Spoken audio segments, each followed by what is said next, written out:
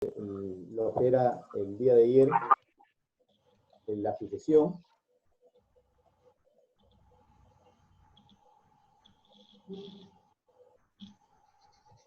Cuando hay pérdida de beneficio al otorgado. Nos decía el artículo 661 del Código Civil que en realidad existe pues el 660 nos dice que desde el momento de la muerte de una persona, los bienes y derechos y obligaciones que constituyen la herencia se transmiten a los herederos, y estos herederos tienen que tener pues, responden por las deudas y las cargas de la herencia solo hasta donde alcancen los bienes de esta. Incumbe al heredero la prueba del exceso, salvo cuando exista inventario judicial. Ahí tendrá que hacerse mediante esta figura jurídica en la cual ya es la responsabilidad de un tercero.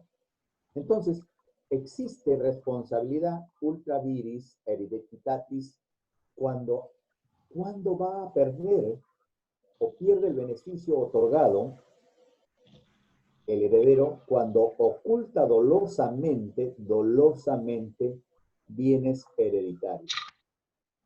Vamos a ver, en una ganadería hay 1000 cabezas de ganado y oculta 500 cabezas de ganado porque en realidad le debe 700 o debe 1000 o de repente la herencia sí da para cumplir con su acreedor. Entonces, si se prueba, pierde la condición o simula deudas. Lo hemos visto en el acto jurídico, los actos de simulación. ¿Qué quiere decir un acto de simulación? Que puede ser aparente o absoluto, depende de la modalidad. Cuando es aparente y cuando es absoluto, en el contexto de que yo simulo un acto de donación, pero en realidad hay un acto de compra-venta. O simulo un acto de compra-venta cuando en realidad el acto es simulado por cuanto yo no he entregado, sino ha sido solamente para menorar mi masa hereditaria.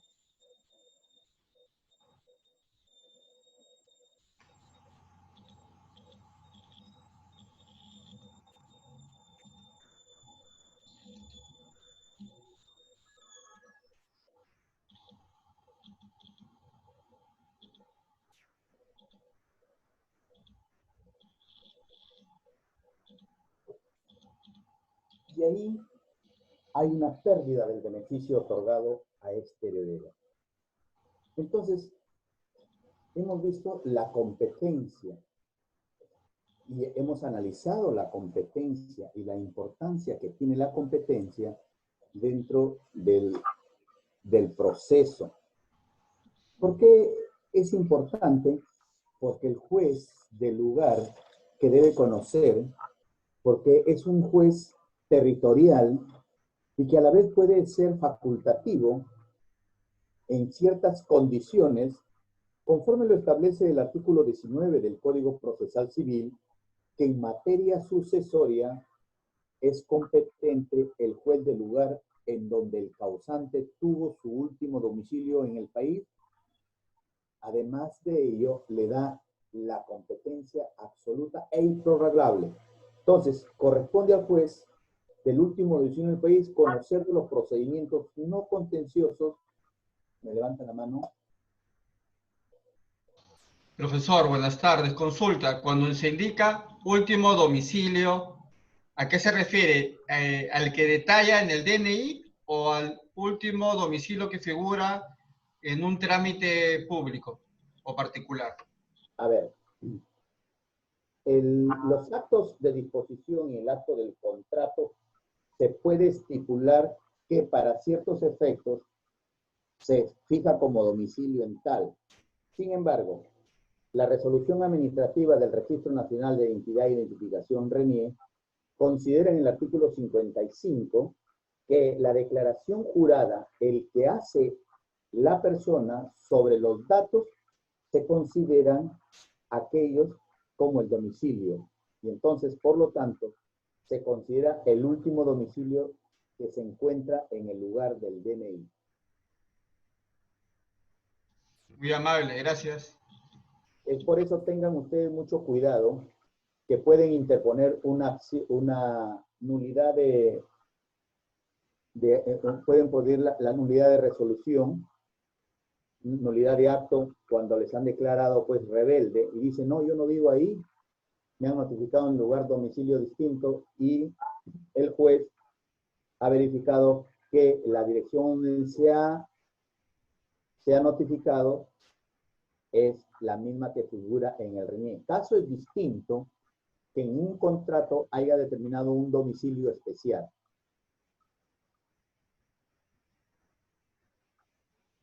¿Listo? Voy a... Doctor, disculpe, ¿puedo replicar? Hay una casación en la cual determina, y ya se ha visto, un proceso en el expediente 616 del año 87 Callao, todas las acciones hereditarias se entablan ante el último juez del domicilio del causante. El lugar de apertura de la sucesión testamentaria se da en el último domicilio del causante. Entonces, para conceptualizar qué es juez competente en los procesos, ustedes ya lo han visto, existe la competencia absoluta y la competencia relativa. En cuanto al territorio, ¿por qué es una competencia relativa? ¿Por qué existe la competencia? ¿Por qué? ¿Se demanda mayormente en el domicilio del demandante o del demandado? Del demandado. Sin embargo, en materia de alimentos, es competente el juez del domicilio del demandante o demandado. ¿Aló? ¿Aló? Sí. Profesor. Sí, ¿le escucho? Sí, profesor, hace un momento usted habló del domicilio, de que el que figura en el documento nacional de identidad. Pero mi acotación va en relación a que el procedimiento de RENIEC establece que el ciudadano debe actualizar sus datos en un determinado periodo de tiempo, bajo responsabilidad. Entonces, si yo digo, si el juez asume el domicilio que figura en el domicilio nacional de identidad, no estaría incurriendo, en situación de nulidad. Ya. A ver, si tienes tu código civil a la mano. ¿Aló? Si tú tienes tu código civil a la mano, puedes verificar la artículo.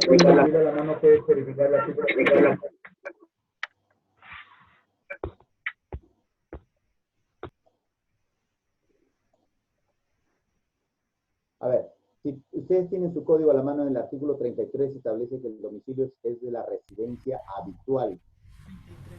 Residencia habitual de una persona. Entonces, lo que usted dice te da el tiempo que tú puedes actualizar los datos, pero si hoy día te casas, tienes que actualizar tus datos. Si hoy día cambia de domicilio, tienes que actualizar tu domicilio, porque ya no sería tu domicilio, estarías incurriendo en una falta de declaración, porque el domicilio se considera en la residencia habitual. Por eso que existen los trámites administrativos. Me piden la... Adelante, dígame.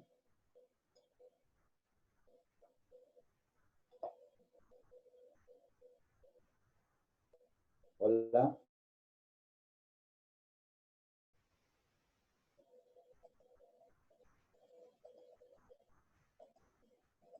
Un ratito que me piden.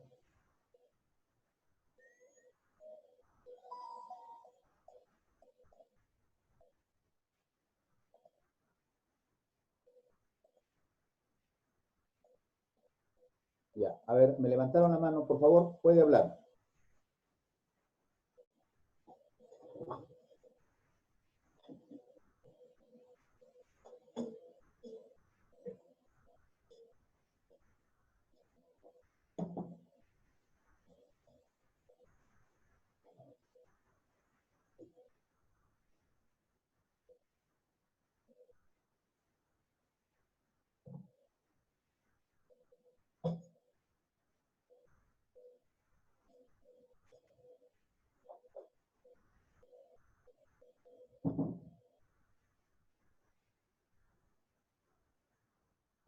Sí, le estoy concediendo la palabra.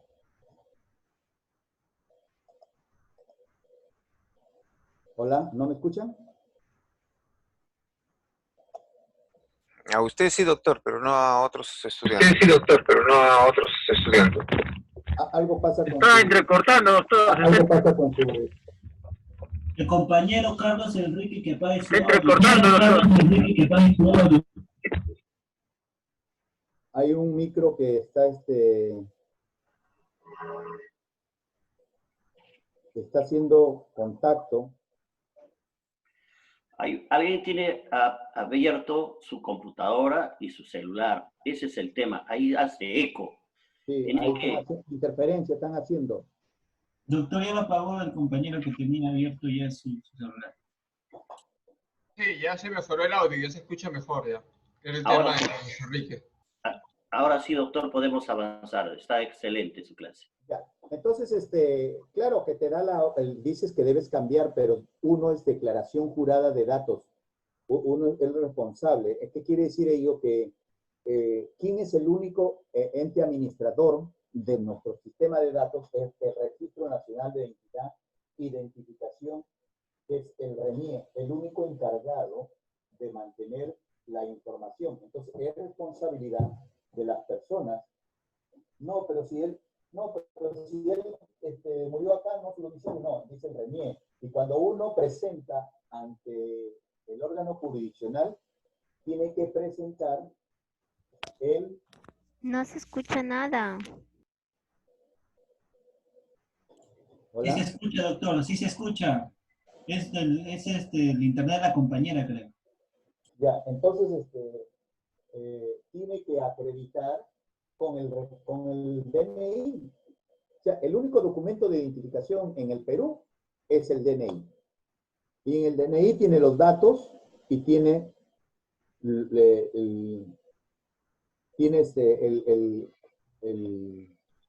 la consignación del domicilio. A ese domicilio, cuando ha sido variado, tienes que cambiar, porque ¿qué pasa? Las entidades del Estado, tipo Ministerio Interior, tipo Poder Judicial, ingresan a la base de datos del RENIE. Y al ingresar a la base de datos del RENIE, te van a encontrar que figura, por ejemplo, en San Juan del Urigancho, pero dice, no, yo vivo en tal. Puedes vivir, es la situación de hecho, pero si su situación de derecho es distinta. ¿Por qué hay una acotación, situación de hecho? Porque es una situación en la que sí en realidad vives, pero estás en otro lugar residiendo. Tal es así que cuando se presentan las elecciones, si tú no actualizas tus datos, te vas a ir en el lugar donde está tu RENIE, tu registro de datos, no donde tú vives para votar, sino donde está el RENIE. ¿Alguna pregunta? ¿Alguna acotación? Sí, profesor, por eso se ven varios casos que hay personas que tienen requisitoria y no saben porque el Poder Judicial notifica la dirección que detalla en el DNI, cuando no es su dirección actual por no realizar la modificación en su tiempo. Claro, y no solamente de DNI, sino de deudas, de la SUNA y todo ello. Entonces, es importante conocer estos, que ustedes ya los han llevado. Ustedes han tenido que tratarlo, todos estos temas, en lo que es el derecho de personas. Solamente estamos refrescando. A ver, otra intervención. Aló, doctor. Sí. Doctor, en este caso, cuando hablamos de domicilio múltiple, tal es así, pues, un causante vivía, por ejemplo, una semana en una ciudad y otra semana en otra ciudad. Entonces, como un requisito esencial es que dice, es el último domicilio donde que residía el causante para poder solicitar la sucesión intestada. En ese caso, ¿cómo se aplicaría, doctor? Cuando dice domicilio múltiple. En el lugar donde tiene la mayoría de sus bienes. Se rige ya por el patrimonio. Ah, de acuerdo al patrimonio. Claro. Ya. Gracias, doctor. Doctor, una pregunta. Cuando una persona, por ejemplo, como usted dice, en caso de sucesiones, tiene un domicilio en el DNI, pero su domicilio actual está en otro, ¿no es cierto? El domicilio que se le notifica, digamos, de las sucesiones, ¿es válido? ¿Es válido para la sucesión? O sea, digamos, en el DNI, ¿no? Pero no vive ahí ya, tiene otro domicilio. Claro. Ahora, ¿Se le considera notificado? Al artículo 35 del Código del Código Civil del Libro de Personas se establece pues a la persona que vive alternativamente o tiene ocupaciones habituales, por ejemplo, en varios lugares, es un agente de ventas, qué sé yo, se le considera domiciliado en cualquiera uno de ellos. Se supone que tiene que tener correspondencia. Tiene que tener correspondencia.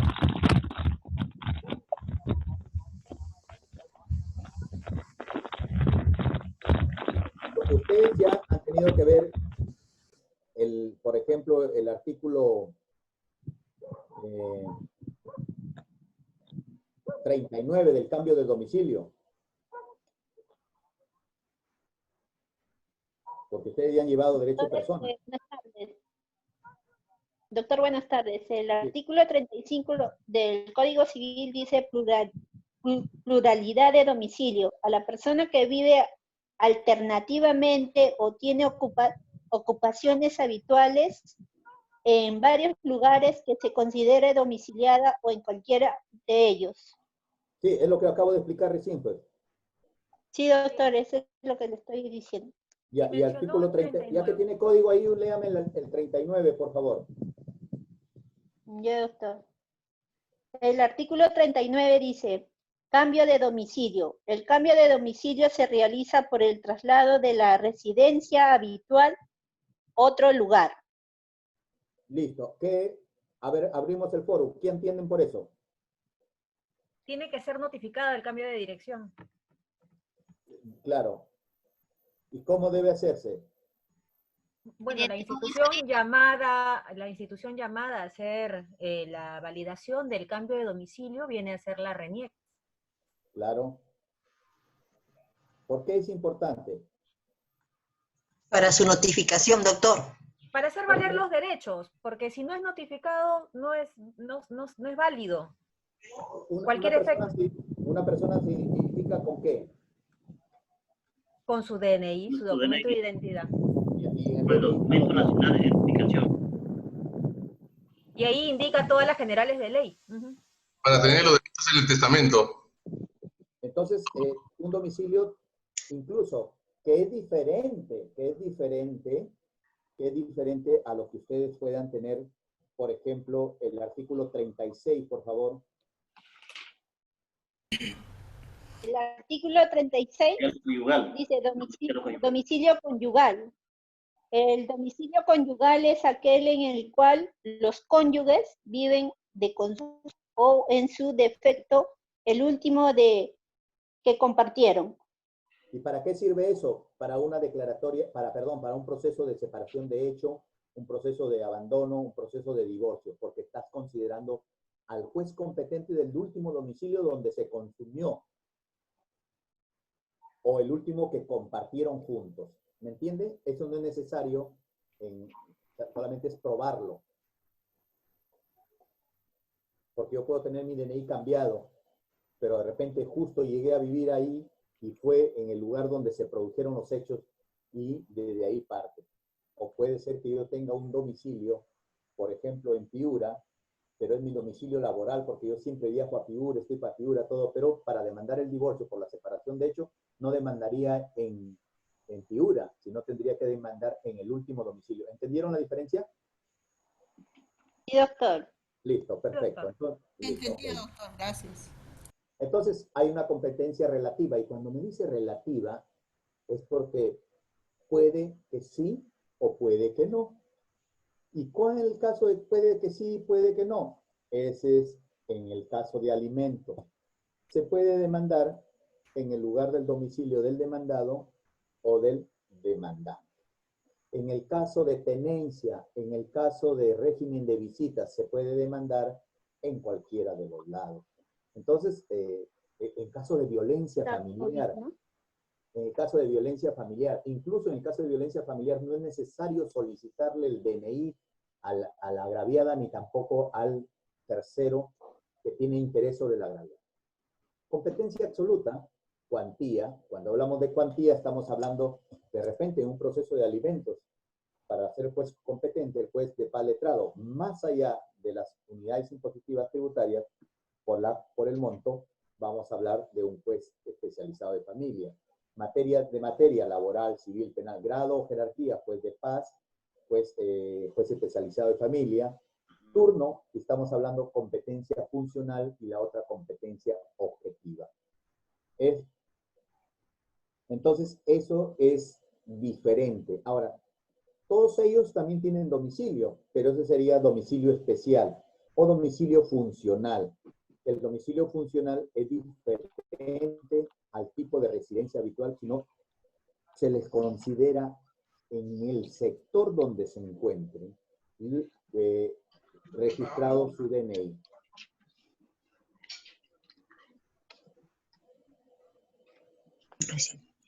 Es la persona que no tiene residencia, entonces, doctor, ¿no? Persona sin residencia habitual.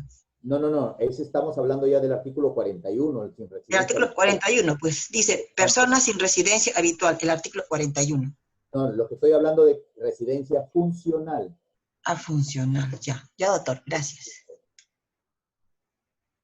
Ok, eso ya les estoy refrescando la memoria porque ustedes lo han llevado en derecho de personas 1. Sino que es importante que conozcan estas indicaciones porque podemos saber mucho de derechos y sucesiones, pero a veces podemos tener alguna deficiencia en cuanto a la elección. Vamos a concentrarnos que el proceso es el vehículo, la carga es lo que yo llevo. Entonces, un vehículo que necesita un chofer, ¿quién sería el chofer de ese vehículo en el proceso? El abogado. El abogado. Si el abogado no conoce la ruta, va a ir a dejar en un almacén diferente. Si el abogado tiene que conocer la competencia, ¿a dónde me dirijo? Tengo que saber cuál es mi carga, si es perecible o no es perecible, para saber los plazos y los tiempos, cómo yo debo determinar la ruta que puedo atacar. Entonces la ruta es una presentación, pero al mismo tiempo puedo presentar, de acuerdo al artículo 611 del Código Procesal Civil, ustedes también han llevado Derecho Procesal Civil 2, ¿no? ¿O no han llevado? ¿Hola? Sí, profesor. ¿Han llevado Derecho Procesal? ¿A qué me estoy refiriendo entonces cuando digo 611?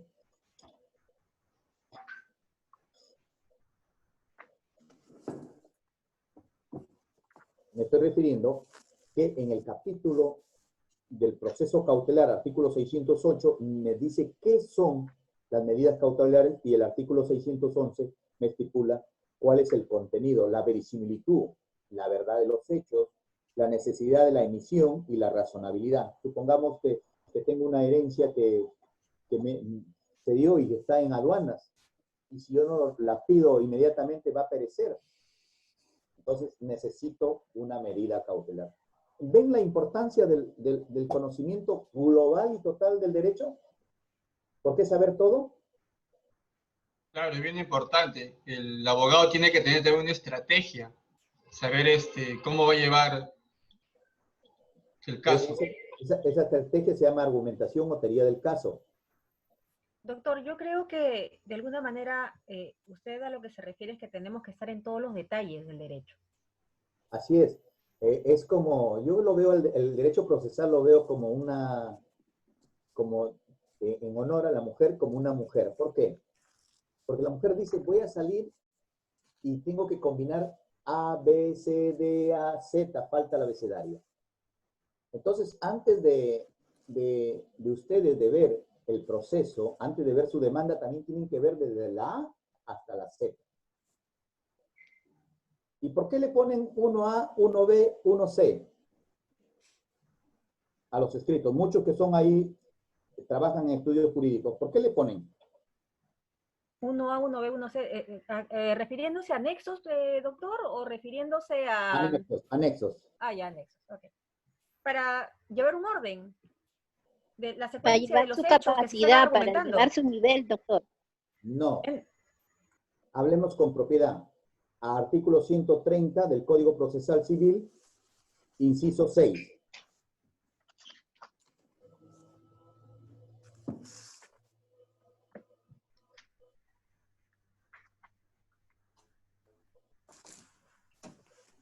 Ustedes han llevado Derecho Procesal Civil 1. Entonces, la respuesta debería ser contundente. Forma de escrito, artículo 130. Si el escrito, Sí, el escrito. serán identificados con el número del escrito seguido de una letra. Entonces, la respuesta sería porque es una formalidad del escrito. No porque se vea bonito, organizado, nada. Te está pidiendo forma. Y entonces, ¿el juez qué te evalúa? Presupuestos procesales y condiciones de la... A ver.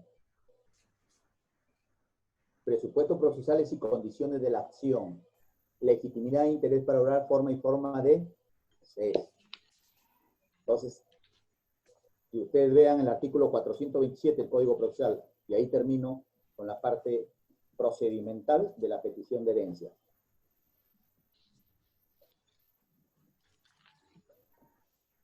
¿Qué artículo, doctor? Disculpe. Artículo 127, improcedencia de demanda. 427, no 27. 427, improcedencia de la demanda. Ahí está, ahí está. Sí. El juez declara improcedente la demanda cuando el demandante carece, evidentemente, de legitimidad por obrar. El demandante carece, manifiestamente, de interés por obrar. Advierte la caducidad del derecho. No existe conexión lógica entre los hechos y el petitorio. Listo, gracias, muy amable. Y el 426. 426. Inadmisibilidad de la demanda. Listo. Si no adjuntas o no tienes los requisitos legales y no acompañas el anexo expedido por ley. ¿Cuál es el anexo expedido por ley? A ver, dígame un anexo expedido por ley. El DNI. El DNI, la copia Domicilio. del Domicilio. No, domicilio. Los medios probatorios, doctor. ¿Cómo? Se anexan. Los Pero anexos. Por ejemplo, en una demanda de alimentos para contestar la declaración jurada de qué? Los medios probatorios, doctor. El certificado de nacimiento. Acta de Claro, nacimiento. El acta de nacimiento. A ver, para ordenar criterios, el certificado de nacimiento, ¿quién lo da? El obstetra, el médico, el que atendió. igual ahorita la RENIEC, la RENIEC lo da. RENIEC. La RENIEC. RENIEC te da el certificado. Ya, el acta de nacimiento lo da la RENIEC. La RENIEC. El certificado es el médico que lo da. El médico, el obstetra, el partero, la persona La llamada- institución. la institución. ¿En qué momento se convierte en partida el certificado de nacimiento? Y lo eleva a registro. Cuando se inscribe en el RENIEC. Exactamente, doctor Se Cromwell. convierte en acta de nacimiento. Muy bien, amigo Cromwell. Entonces, nosotros tenemos Partida. las actas de nacimiento, no son partidas. Le llamamos partidas, pero son acta de nacimiento, acta de defunción, acta de matrimonio. ¿Por qué son actas? Porque ustedes inmediatamente van, si quieren corroborar con el acta, ustedes ya han llevado Derecho y Familia, ¿correcto? Sí, Sí, doctor. doctor. Sí, doctor. Ya han llevado Sí, Derecho y no. Familia. Ya, quieren corroborar que se llama acta o partida. Acta de nacimiento. Acta de nacimiento. Ya, quien tiene código, busque en el artículo 259 o 258, pero creo que es 259.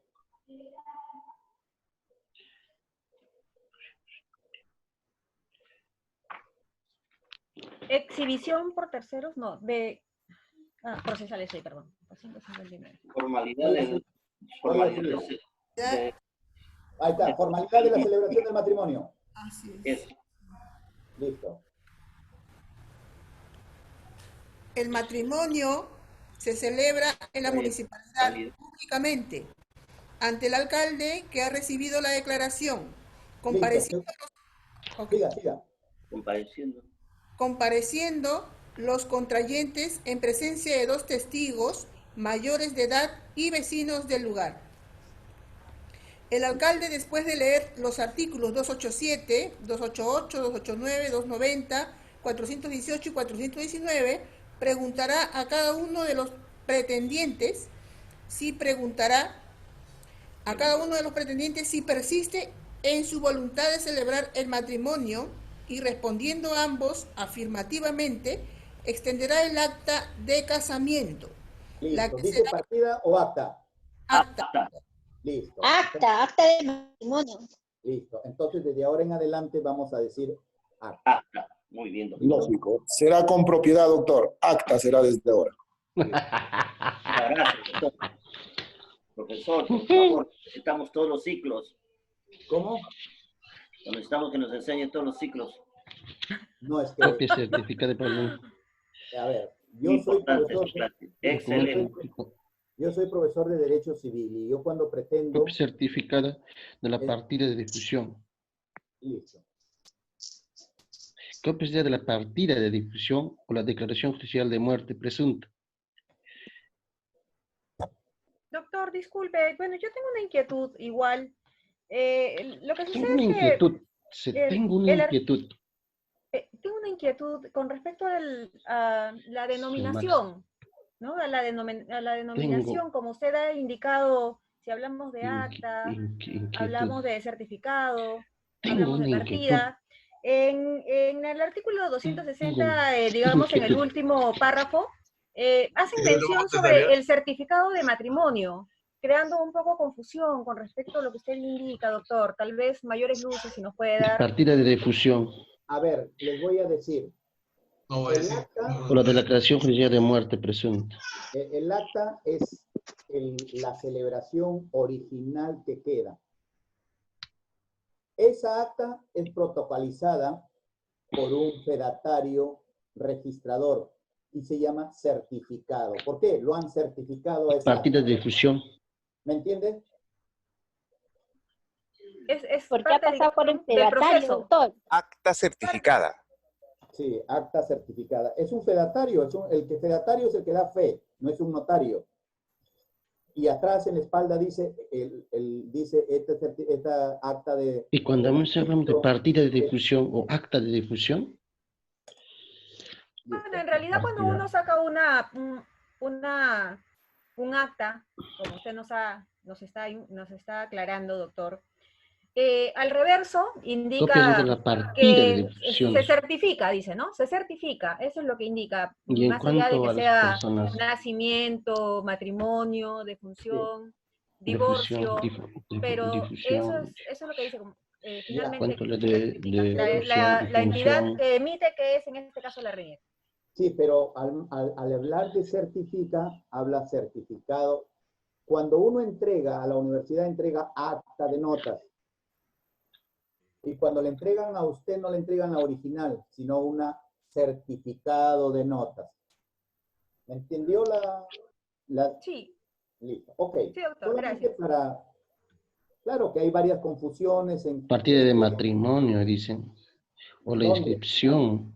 Listo, ok. Un registro, o la declaración de la unión de hecho. Partida de matrimonio. Acta de matrimonio. Doctor, ¿y eso no son sinónimos? Partida de matrimonio. Ese participante que está hablando ahí, por favor, que apague su micrófono si quiere hablar tanto y no dejar la... Max, por favor, apaga tu micrófono. Silencio. Muy bien. Gracias, disculpe. Ya fue el doctor Max. Ok, vamos a ver el derecho de petición, pedir. El derecho de petición de herencia corresponde al heredero que no posee los bienes. Claro, el que no tiene,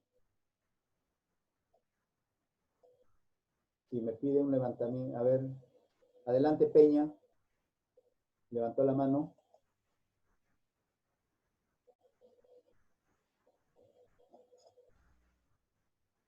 No, Peña Ponce levantó la mano, pero... Doctor, buenas tardes, doctor. Solo era para corroborar el tema de que usted había hecho relevancia en el tema de que es acta y no partida como muchos lo conocíamos, y la aclaración fue perfecta al referirse que cuando ya uno lo solicita, ya te dan una copia certificada, ¿no? Y a eso le decimos certificado. Eso era todo, doctor. Muchas gracias. Muchas gracias. Gracias por su contribución. Muy amable. Entonces, el derecho de petición de herencia corresponde al heredero que no posee. Claro, voy a pedir lo que no tengo. Que se considere. Y además que tengo la legitimidad para obrar. El interés para obrar. El interés para obrar se necesita dos. Interés económico o interés moral.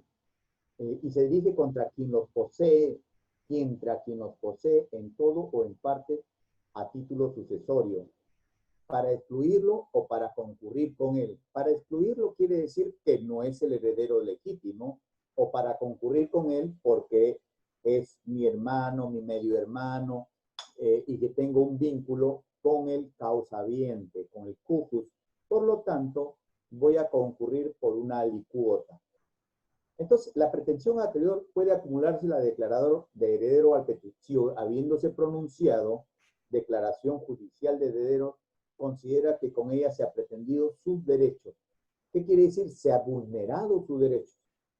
Las pretensiones en materia sucesoria son imprescriptibles y se tramitan como proceso de conocimiento. Eso es lo que estipula la acción de pedir, petición de herencia.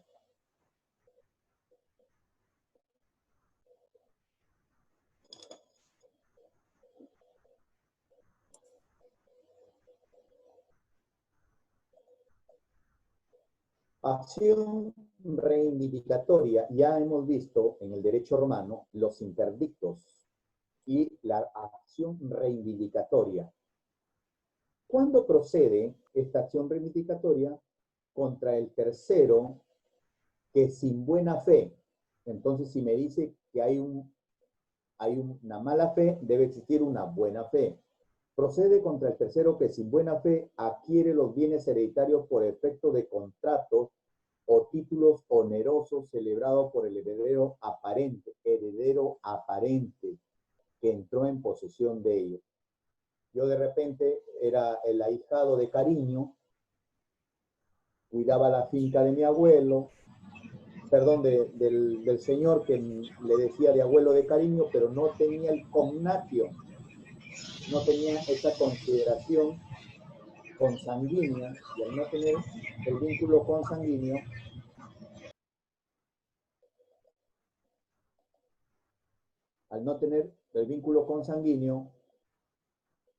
pero de mala fe actúo en posesión, entonces procede la acción reivindicatoria. Pero ¿qué pasaría si es que yo doy en arriendo, en posesión, en venta, en mutuo, en cualquiera de la libertad de los contratos, como la estipula el artículo 1354, libertad contractual, le doy a un tercero? Entonces, si se trata de bienes registrados, la buena fe del adquiriente se presume si, antes de la celebración del contrato, hubiera estado debidamente inscrito. ¿En dónde? En el registro de la Superintendencia Nacional de Administración de Registros Públicos, SUNAR. Y ahí se presume, ustedes que tengan su código civil, ahí pueden ver el artículo 2021, por favor, 2021, y en el cual a los títulos que no son inscribibles o aquellos que tienen la naturaleza de ser inscribibles. Doctor, artículo 2021. Sí. Actos o títulos no inscribibles. Los actos o títulos referentes a la sola posesión, que aún no han cumplido con el plazo de prescripción adquisitiva, no son inscribibles. Listo. Porque me está diciendo, gracias, me está diciendo, ¿cómo se apellida usted? Gallardo, ¿no? Gallardo. Ya. Me está diciendo que hay otros que sí son escribibles. Para eso nos remitimos al artículo 12, la publicidad registral. Se presume que yo, si voy a invertir, tengo que saber cómo está saneado este inmueble. 2012, por favor.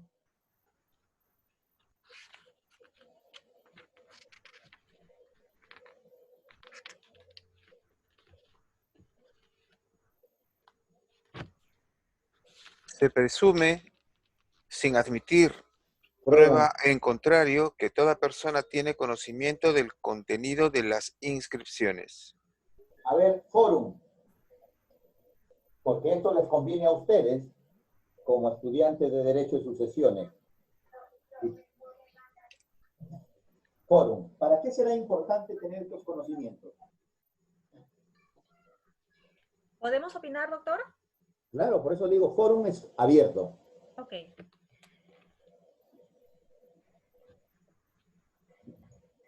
Por favor, a mí se me cortó, ¿me puede volver a repetir la pregunta? Le escuché en parte nada más. Listo. Entonces, el abogado primero tiene que escuchar bien el contexto de la pregunta para poder hacer la réplica, porque ahí estamos argumentando. Primero, ¿para qué será importante conocer la publicidad registrada, no registrable, inscribible, el principio de buena fe pública registral, que está previsto en el artículo 219, que dice leer 221, el 212 y el 214. Nos estamos adelantando ya a futuro, pero sin embargo, ustedes cuando estén en derecho notarial registral ya van a conocer, porque sucesiones han visto que tiene que ver con derecho procesal civil para la competencia, derecho para hacer un proceso de demanda, derecho de personas, derecho de familia, derecho van a tener con el derecho de reales, con el derecho de propiedad intelectual, con derecho de obligaciones, con el derecho a la fuente de obligaciones, con el derecho internacional público, con el derecho registral. Entiendo, entonces, ¿por qué la importancia de conocer lo que es inscribible y no inscribible? Doctor, a mi humilde entender, la publicidad, primero, porque lo indica la ley, partamos de ahí.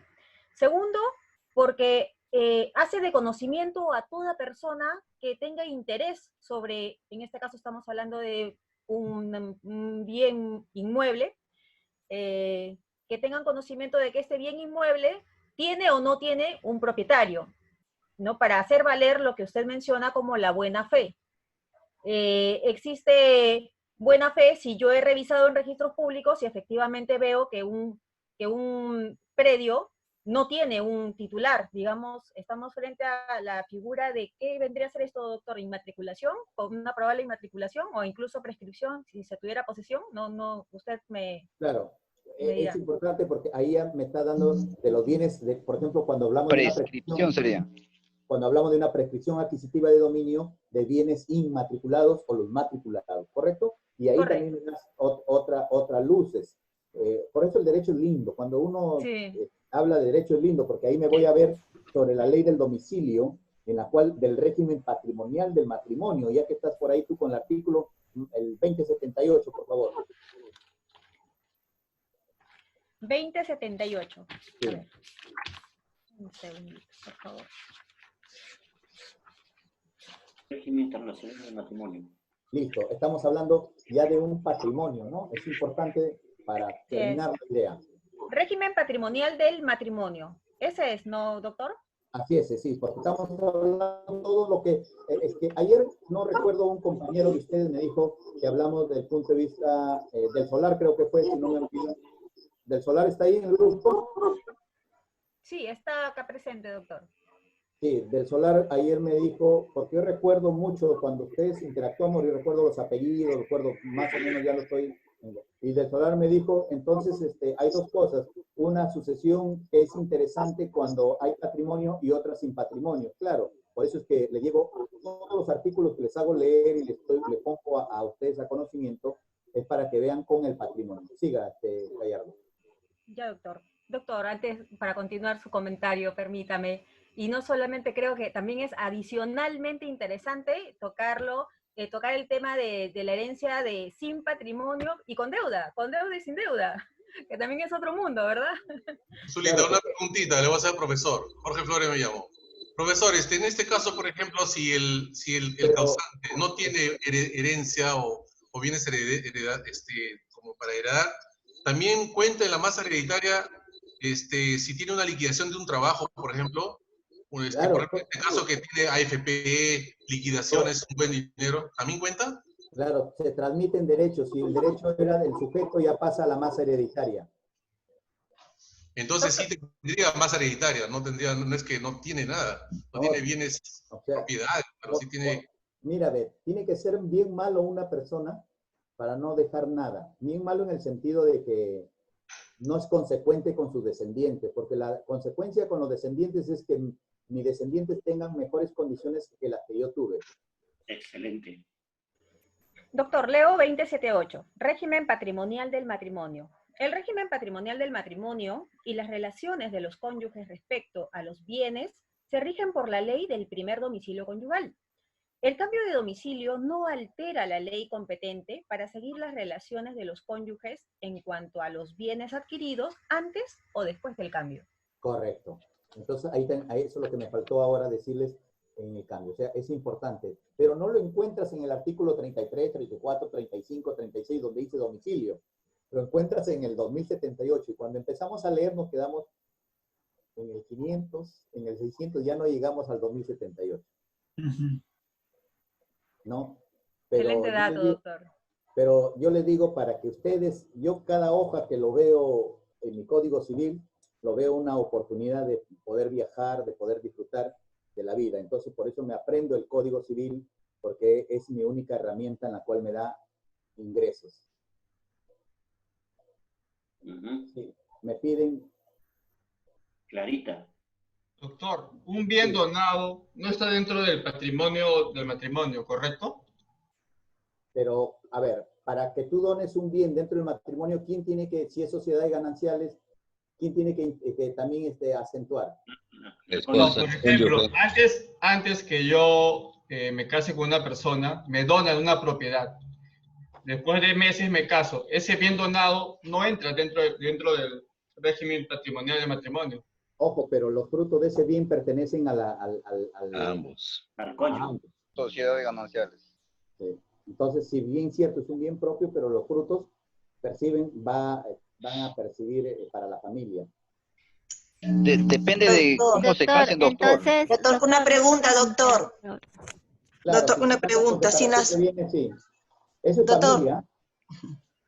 ¿Me escucha? Quisiera hacer una pregunta. Doctor, una pregunta doctor. Doctor, buenas tardes. Habla Benítez.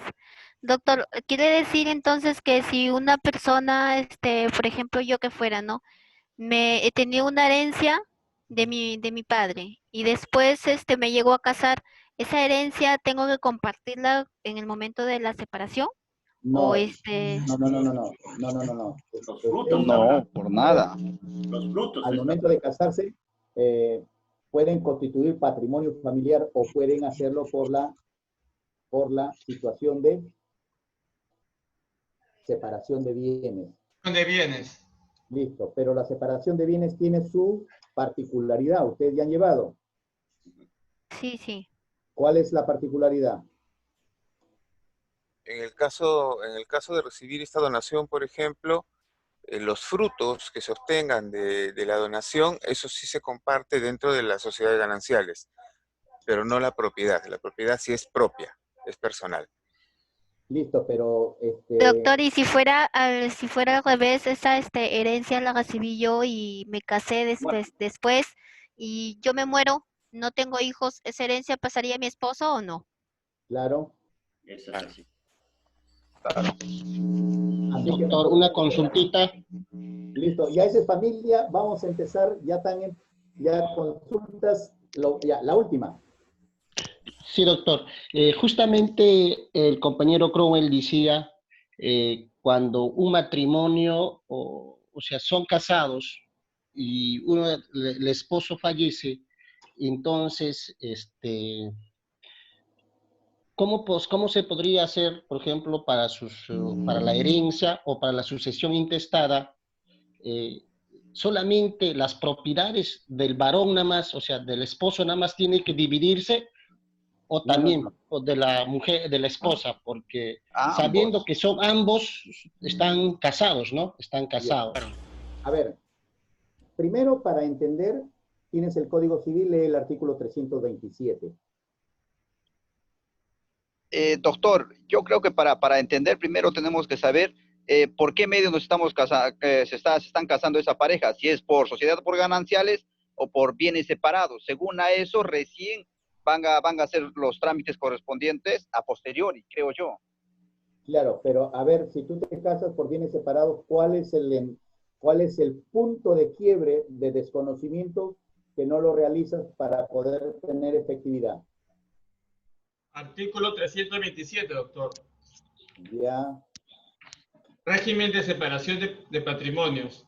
En el régimen de separación de patrimonios, cada cónyuge conserva a plenitud la propiedad, administración y disposición de sus bienes, presentes y futuros, y le corresponden los frutos y productos de dichos bienes. Listo. Muy bien. Entonces, cuando una persona muere, todos sus bienes, que lo tenga, me haya casado por vía, eso es para en vida, pero después de muerto, sucede el cónyuge, no porque, no, tu hermano va a decir, no, ese era su bien propio, no, ya sucedió, ya le dejó como herencia, ¿me entendieron? Sí. Si se hayan casado por bienes separados. Quiere decir, doctor, que más allá del régimen por el que haya optado este matrimonio... El régimen sin vida para la sociedad y la administración. El régimen es sin vida. Ya muerto, ya pertenece masa hereditaria. Claro, por el primer cónyuge que se estaría dando, ¿no es cierto? El primer cónyuge en ese caso sería el esposo. No, por el primer cónyuge no, porque es no otra cosa. Perdón, me equivoqué de palabra. Quiere decir entonces, doctor, que el cónyuge sobreviviente, el que está en vida todavía, heredaría automáticamente, aunque se haya casado bajo régimen de separación de patrimonio. Después, claro, obviamente, estamos hablando de bendecida la otra parte. Claro, al margen del régimen. Porque la muerte cancela la personalidad, ¿no? Cancela el supuesto derecho y cancela los derechos y las obligaciones, cancela la personalidad. Una persona muerta ya no tiene nada, pues. Ya no Doctor, existe. igual le agradezco bastante la aclaración. Pero sí recibe la herencia de la otra persona. Doctor, buenas tardes. Lo que sí no se hereda es la indemnización de un seguro de vida, porque ha sido mediante un contrato privado, ¿es correcto? Dependiendo, ahí tendría que ver los contratos. Tendría que ver el contrato. Porque en un seguro de vida uno determina a qué persona se le va a dar la indemnización, que no necesariamente tienen que ser los hijos o un familiar. Sí, pero por eso te digo, ahí en el seguro de vida corresponde a quien él en su última voluntad. Corresponde en su última voluntad. Doctor, una pregunta, En el caso tío. del seguro sí hay una expresión de voluntad, ¿eh? Doctor, porque cuando ¿Listo? ¿Cortaron el audio? Listo. Vamos avanzando porque esas preguntas van a ir poco a poco saliendo en lo que vamos en el tema.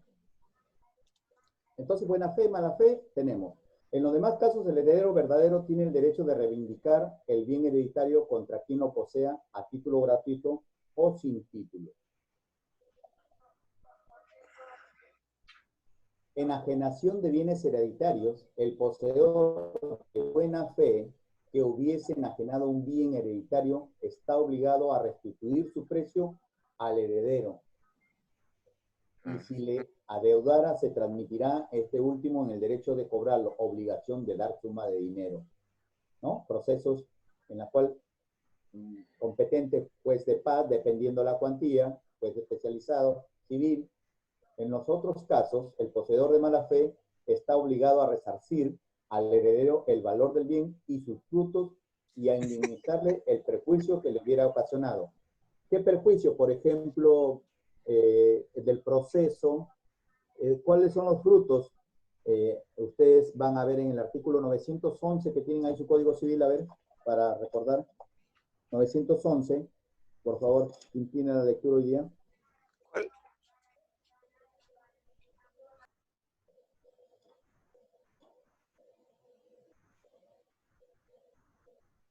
Posesión precaria.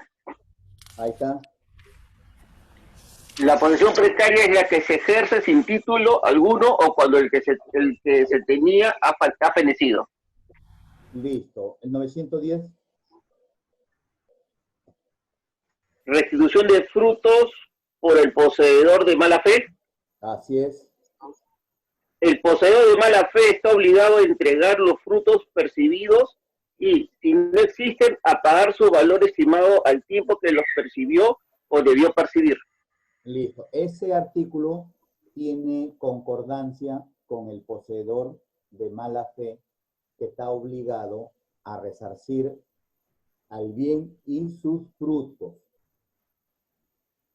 ¿Me entienden? Entonces, cuando ustedes van a llevar derecho de reales, ya van a saber qué es un poseedor de mala fe, un poseedor de buena fe, un justo título, un precario, todo eso. Entonces, acá hablamos de un poseedor que no tiene la condición de heredero, pero sin embargo, era el considerado, el que yo le decía abuelo, le cuidaba el ganado y me consideraba un familiar sin haber un cognatio. Salvo que el señor o el causante, por el cariño que me tenga, me deje algún legado, ¿no?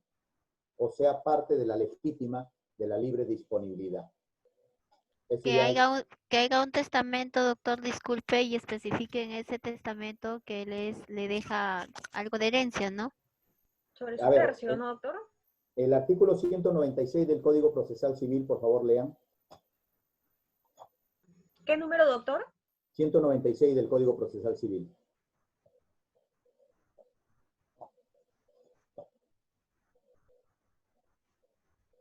Artículo 196, onerosidad de las garantías. Código Procesal Civil. Perdón. Disculpe. Carga de la prueba. Así es. Salvo disposición legal diferente, la carga de probar corresponde a quien afirma hechos que configuran su pretensión o a quienes los contradice alegando nuevos hechos. Ya, ¿por qué le contesto? Y disculpe, a mí siempre mis alumnos, mis estudiantes de todo, a veces de grado de maestros, y a veces en el grado de maestros también tengo a veces jueces, todo ello, ¿no? ¿Y por qué les contesto yo con un artículo y a veces no les contesto directamente? Porque las preguntas que ustedes me hacen se supone que ya las han llevado. Porque la respuesta está tácita, expresa en el artículo 196, ¿no? La que me pregunta me dice, si yo me dejó una herencia, tiene que estar en el testamento. Claro, yo le contesto, artículo 196, el que alega hechos debe probarlos. ¿Por qué? Si es por materia sucesoria en vía judicial, la importancia que tiene ese medio probatorio, ahí corroborado con el artículo 197, el que tiene el código al lado. Lea, por favor. Sobre la valoración de la prueba, doctor, 197. Sí, la valoración de la prueba en conjunto. Ok. Todos los medios probatorios son valorados por el juez en forma conjunta, utilizando su apreciación razonada. Sin embargo, en la resolución solo serán expresadas las valoraciones esenciales y determinantes que sustentan su decisión. Ok, listo. Entonces, a la señorita o señora que me preguntó, sí tiene que decir, sí, me dejó, pero sin embargo ya vamos a ver qué es un testamento cerrado, qué es un testamento homológrafo, qué es un testamento original, qué es un testamento marítimo, qué es un testamento militar. Las clases de testamento ya vienen y ahí vamos a debatir más preguntas. Sin embargo, un docente siempre tiene que estar en la actitud de contestar. Listo. Gracias, doctor. Los autores, indignidad. Acá es importante este tema. ¿Por qué? Porque de acá depende, pues, si es que soy o no soy heredero. O no, heredero soy. Pero si es que estoy considerado, o de repente cometí un error de conducta, y por ese error de conducta me declaran indigno. Ojo, el declararse indigno no quiere decir que pierdo mi alicuota, como puede ser que me suceda a mis hijos en la misma porción a los demás, y así sucesivamente. Los autores y cómplices de homicidio doloso. ¿Cómo se llama esa figura jurídica?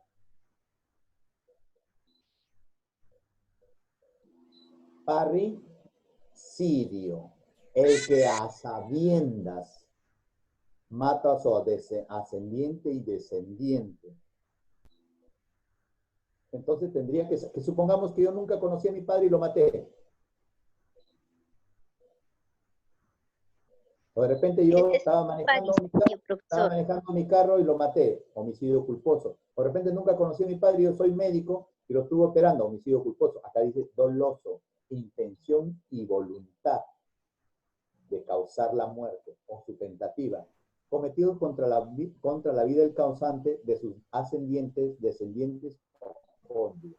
Ojo, no voy a heredar. Esta causal no desaparece por el indulto ni por la prescripción de la pena. ¿Y qué es el indulto?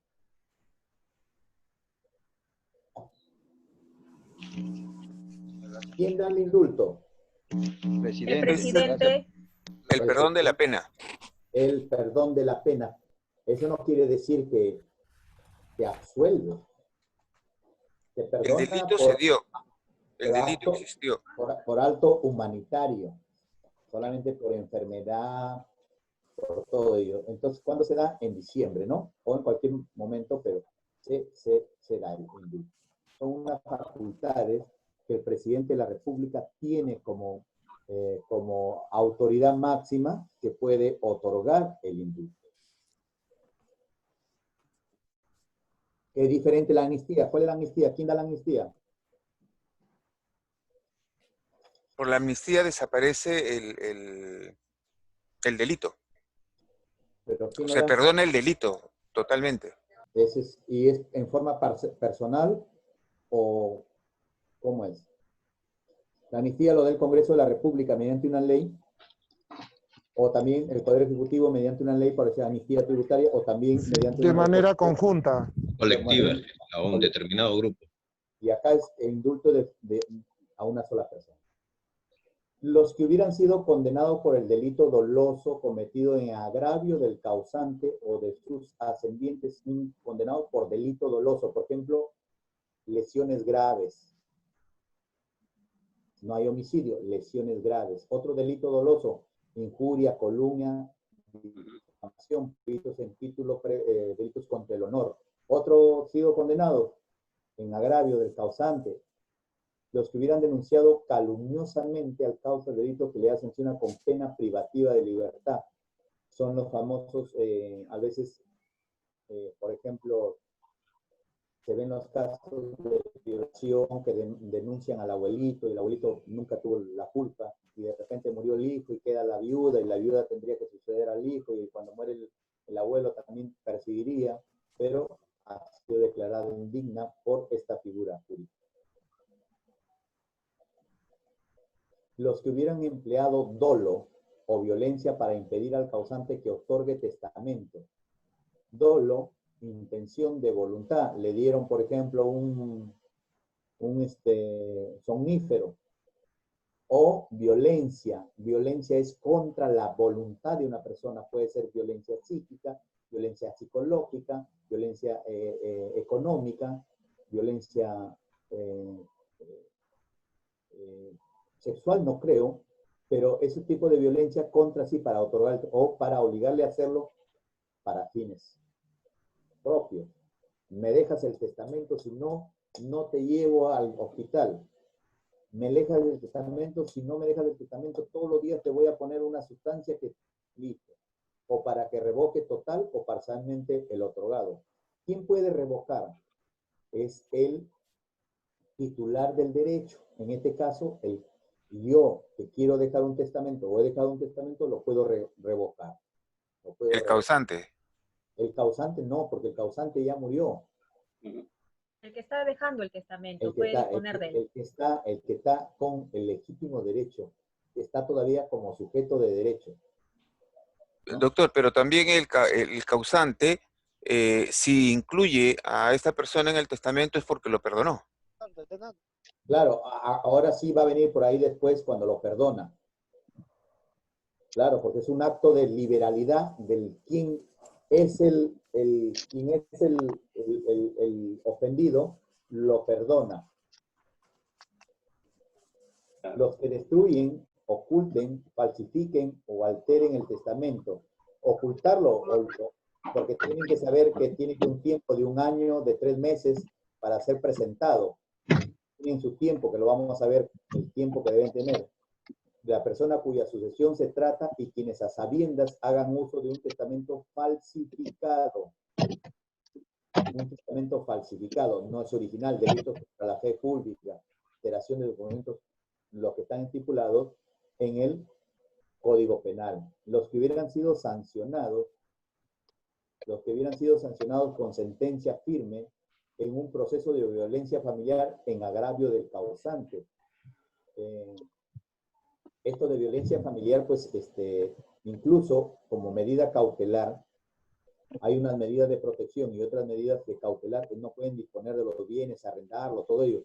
Lo prevé la ley 30.364, modificado por el decreto legislativo 1386 de 3 de septiembre de 2018 y también con el 2019, el decreto supremo 04-2019, que es el reglamento de la ley 30.364 que modifica. Me piden participación. Ya, participen, por favor. 3 participantes. Doctor. Ya. Doctor, ¿puedo yo dejar un testamento que no esté incluido los bienes? O sea, nada de inmuebles, muebles. O sea, no, en ese testamento está otro. ¿Puedo dejar? No le entendí. ¿Cómo está otro qué? O sea, yo puedo dejar un testamento que no esté incluido los bienes, ¿no? Tales así, por ejemplo, porque normalmente un testamento va, pues, los terrenos, los predios que tiene uno, ¿no? Entonces, yo puedo dejar otro tipo de... Por ejemplo, dejarle por ejemplo, de un hijo extramatrimonial. Reconocimiento, claro, que para después de tu muerte le sigan, lo hacen reconocimiento post-mortem, sino vía testamento, ¿sí? Y que se le considere, por ejemplo, una pensión o algo, ¿sí? Así que, pero si lo puedes hacer en vida, ¿por qué lo estás esperando? Doctor. No, sino que había una consulta así más o menos que... Hágalo, compañero, tome la decisión. Doctor, que había una consulta. Entonces, desde ahora en adelante les voy a enviar por un camino diferente para que todas esas consultas al final lleguen a mi consultorio. Gracias, doctor. Doctor, los anticipos de legítima, ¿cómo se consideran dentro de una sucesión intestada? En el caso que el causante no dejó el testamento, pero hizo anticipos de legítima. Ahí hay dos condiciones. Vuelve a preguntar, Osvaldo, está bonita la pregunta, vuelve a preguntar. La luneta. Lo que pasa es que hay micrófonos abiertos. Eso lo vamos a ver en lo que es la legítima. Vayan su micro. A eso también Hola. Doctor, una pregunta. Escúcheme, por favor, vamos a ir proceso por proceso. Estamos en la petición de herencia, después vienen los testamentos, después viene la legítima, los anticipos, la disponibilidad y todo ello. Tenemos todavía 12, estamos terminando tenemos 12 clases y los cursos vamos a ir secuencialmente. ¿Les parece? O sea, las participaciones que sean en base al hoy.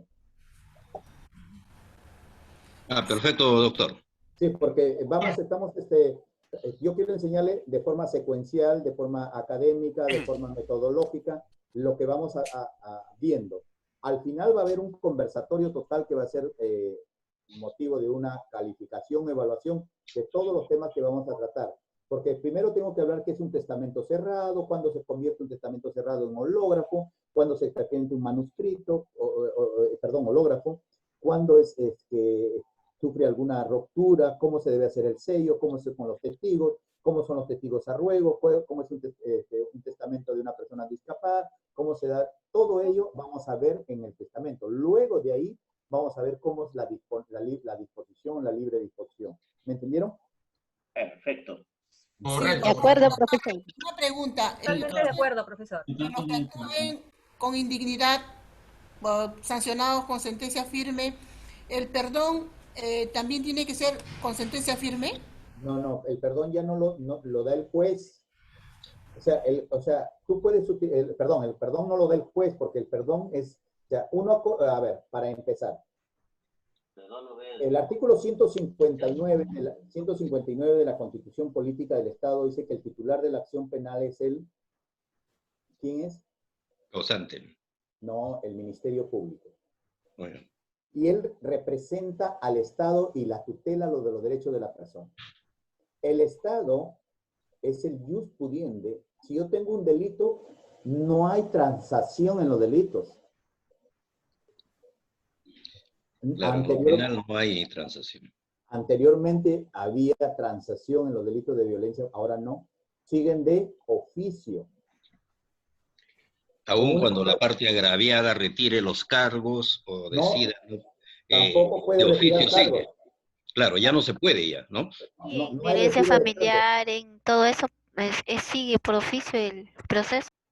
Ya no hay retiro de cargos, no hay retiro de demanda, no hay nada. Todo es por oficio. ¿Y cómo queda en todo caso el perdón? Perdón, todavía, discúlpeme que a mí me gusta explicar, no de frente, sino paso por paso. Ok, doctor, gracias. Ya, Doctor, entonces, estaba explicando Profesor, sobre... eso sería en lo penal, pero en lo civil. ¿Cómo? Que sería en lo penal, pero en lo civil. Pero si estamos hablando de una sentencia dolosa, ¿de qué estamos hablando? ¿Civil o penal? Penal. Penal, por eso Civil, doctor, civil. Civil. ¿Correcto? Lo doloso no se ve, hay dolo también y culpa también. Pero, Doctor, disculpe, estaba hablando sobre los que hubieran sido sancionados por violencia familiar. En esa partecita, no le entendí bien. ¿Puede, por favor, volver a repetir? los que hubieran sido sancionados con sentencia firme en proceso de violencia familiar en agravio del causante. ¿Qué quiere decir eso? Los procesos de violencia familiar se tramitan según la ley 3364 y el decreto legislativo 1386 pueden presentar la denuncia al Fiscalía de Familia, a la Policía Nacional o al Juzgado de Familia. El Juzgado de Familia tiene solamente la competencia para ver las medidas cautelares y para ver las medidas de protección conforme al artículo 22 que establece esta ley. De acuerdo al artículo 17 que establece esta ley, el procedimiento como se debe realizar es que la policía misma da cuenta a la Fiscalía Penal también abre proceso, y si en caso amerita una sentencia, entonces determinamos ese proceso de violencia familiar, o que puede ser que están comprendidos dentro del artículo 108b del Código Penal, que es lo que es el feminicidio. Entonces ahí encontramos que tiene que existir una sanción dolosa, proceso de violencia, y como el proceso de violencia familiar se da dentro del grupo familiar e integrante del grupo familiar, es por eso que cuando hablamos de familia, hablamos de bienes de unión consanguínea. Entonces, lo consanguíneo se tiene que determinar por el caso de violencia familiar, que no es considerado indigno para suceder. Vamos a ver cuando las facultades que tiene dentro de ella el perdón. Pregunta. ¿Ya es 6:30? Se pasó ya. 6:34, doctor. Uy, ya listo. Un gusto. Doctor, ha estado muy buena su clase, gracias. Pero no, pues... Ya, doctor, gracias. Muchas gracias, profesor. Estuvo buena la clase. Excelente, doctor. Gracias, Muchas gracias. Doctor, que tenga buen fin de semana y feliz Día del Padre. Ya, luego, gracias, muy amable. Sí, Excelente, profesor. Feliz Día del Padre. Día del Padre. Paso a la distancia. Muchas gracias, doctor. Feliz Día del Padre, Muchas gracias, doctor, y para todos los compañeros que son padres. Feliz día del padre. Feliz día, doctor. Feliz día, doctor. Y a todos los papás y papacitos. Padre, A todos los papás profesor también, y compañeros. compañeros. A todos, Igual. un abrazo muy fuerte. Un abrazo a la distancia para todos. Pero estamos jueves.